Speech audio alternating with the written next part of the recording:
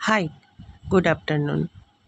আমি দিদির বাড়ি বেড়াতে যাই, তো দেখি দিদির বাড়ি অনেক বড় কৃষ্ণচূড়া গাছ, প্রচুর ফুল ধরে আছে। আর তখন আমার মনে পড়লো ছোটোবেলার কথা। ছোটোবেলায় এখন তো সবাই নেল আর্ট করে, তো তখন আমাদের তো সময় এসব ছিল না। তো ছোটোবেলায় খেলা করতাম, নখ বানাতাম।